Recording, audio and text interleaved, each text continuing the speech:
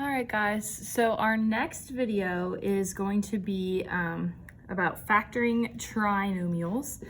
And so you should see that on one of your note pages, the next one in line. It says factoring trinomials of the form x squared plus bx plus c, which is this right here, okay? And it should look like this.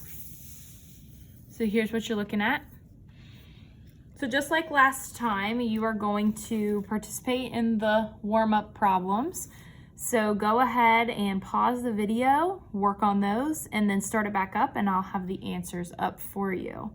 It's just FOIL, so just as a reminder, you're taking x times x, then x times 5, followed by x times 1 and 1 times 5. And you're going to write those out and then combine like terms for simplest form here. So go ahead and pause and work on those.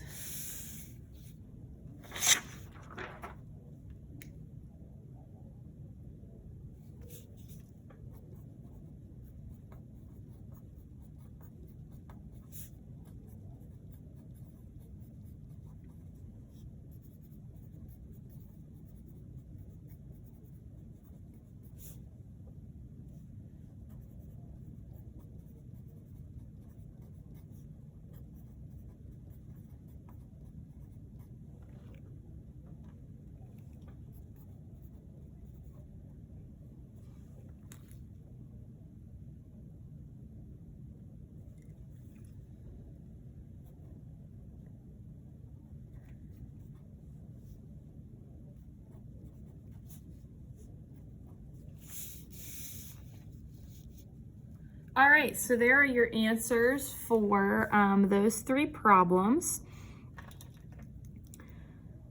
So we took binomials and multiplied them together, and the product, or the answer to a multiplication problem, the product of two binomials is called a trinomial because there are three terms in a trinomial, okay? So trinomials like these can be factored back into a product of binomials. Okay, so basically what that means, when we factor, that means that we're going from this form back to this form. Okay, so what we're going to be learning today is how we can take this, given this trinomial, how we can figure out what the two binomials that they multiplied together looked like. Okay, so right here, to factor a trinomial of the form x squared plus bx plus c, you must find two integers that add to make b and multiply to make c. So again, the form is over here. We're talking b and c. So they have got to add to make whatever this number is, and they've got to multiply to get whatever this number is.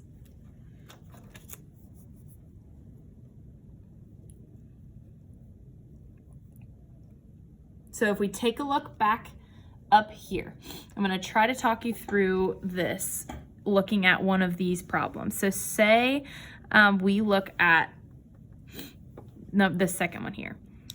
When we FOIL, we multiply m times m and we get m squared.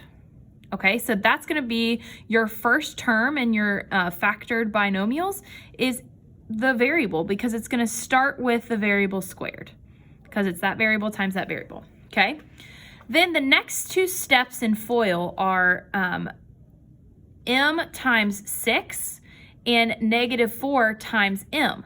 Okay, so then that gives you these terms right here, 6m and -4m. And those are the terms that we have to combine to get our b. Okay, so because we're combining those like terms, that's what they mean when they said add to make b. It's those terms right there that we're adding to get b. And then lastly, we multiply -4 and 6. So C has to be, you have to find two numbers that multiply to get C. So in this case, it was -4 and 6. All right, so let's take a look at a guided example. X squared plus 7x plus 12.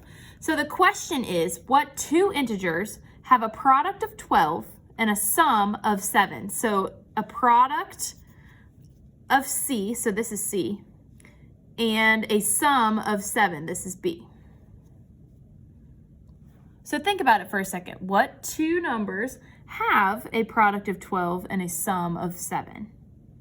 Well, let's think about what multiplies to get 12. Let's, first thing that comes to mind is 3 and 4. 3 and 4. 3 and 4 add up to 7, don't they? Yep. And then what about their multiplication? Do 3 and 4 multiply to get 12? Yes, they do. So 3 and 4 are going to be our answers. But let's take a step back for a second. Maybe you thought of 6 and 2 first for a product of 12. Okay, 6 times 2 does equal 12, so that part works. But what about this part? Does the sum of 6 and 2 equal 7? No. So because the sum does not equal 7, that's why we can't use 6 and 2. We have to use 3 and 4 because it fits both criteria. It has a product of 12 and a sum of 7. So then what you're going to do once you figure out your numbers is you're going to write the binomials. So you're going to set them up like this, okay? And like I talked about up here, when we did m times m, we got m squared. If x squared is our first term, x is going to be at the beginning of both of our binomials, all right? Then we have to decide what sign is going to go in the middle. So because all of these are positive and both of these numbers that we decided are positive, we're going to put plus signs in both of those, okay? And lastly, we have to fill in our 3 and our 4 here. So it really doesn't matter which way it goes, but that's what our binomial is going to look like. Now let's distribute and see if we get this answer up here. So x times x is x squared. X times 4 is 4x. 3 times x is 3x. And 3 times 4 is 12. Okay, so we've got x squared, and 4 and 3 have to add up to 7x, and 3 and 4 multiplied to give us 12. So that's what we got when we foiled our one we created. Does that match that? It does. So that means we are correct. Okay, so what I'm going to do is I'm going to put this little Post-it note right here, something that we can refer back to as we do these other problems. And then I'm also going to give you a little hint over here in the sidebar. When we set up our binomials, both of them are going to have plus signs for set 1. For set 2, 1 is going to be plus and 1 is going to be minus when we set them up. Okay, let's practice a couple of each one.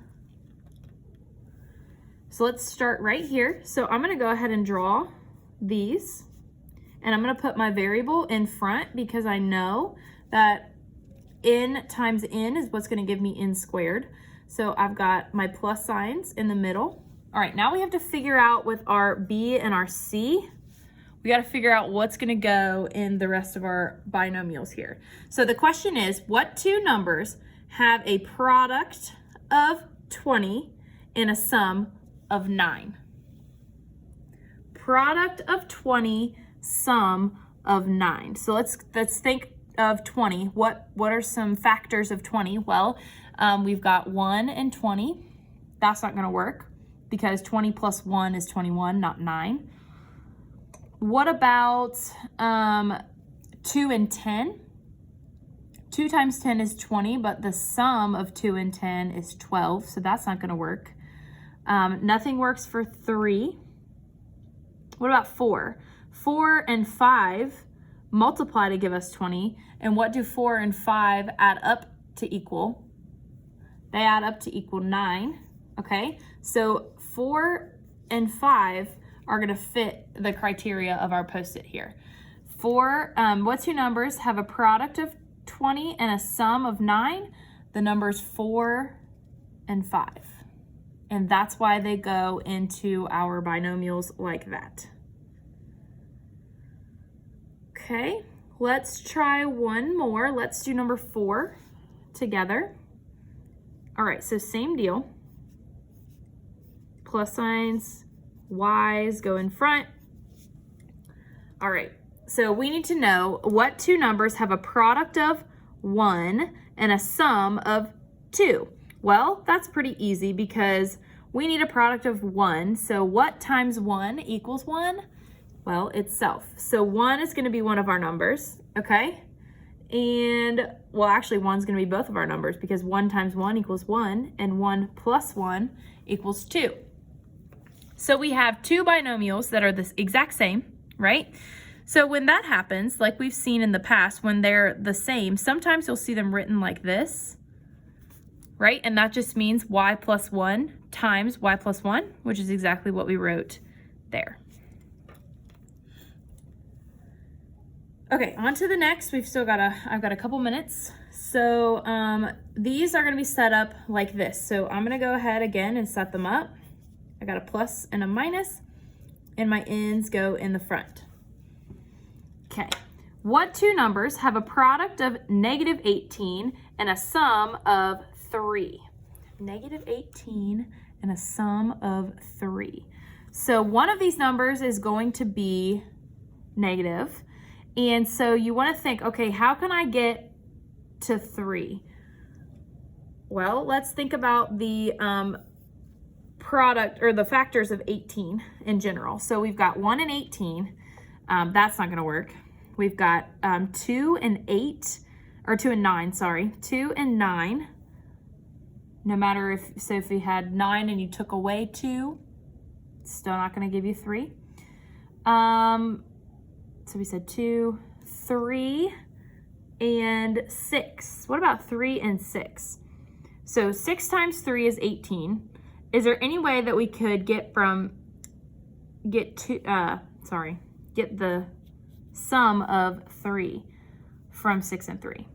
What if we had a positive 6 and a negative 3? So if I have a positive 6 and a negative 3, what's that going to multiply to give me? Negative 18. What is 6 minus 3? 3. So the answer to this one is going to be n plus 6 and n minus 3. So these ones are a little bit different just because you have to recognize that it's going to be a positive subtracting whatever this number is. And so that's how you're going to get your middle term, your b. Let's do one more. Let's do number 8. So again, I'm going to set this up. Plus, minus, c's in both of them. Okay. So we need something that's going to multiply to negative 45, but add to positive 4. So what multiplies to negative 45? First thing that comes to my mind is 9 and 5. Okay, so 9 times 5 is 45. Is there any way that I can get from 9 to 4?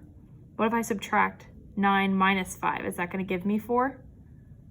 Yeah, it will. So if I write a 9 here, oh, you can't even see it.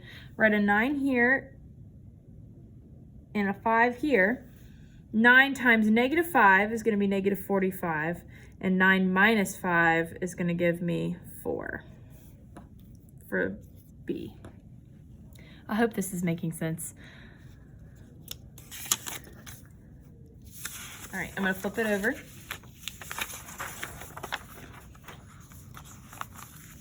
All right, these ones for set 3 are going to be positive and negative, and set 4 is going to be both negative.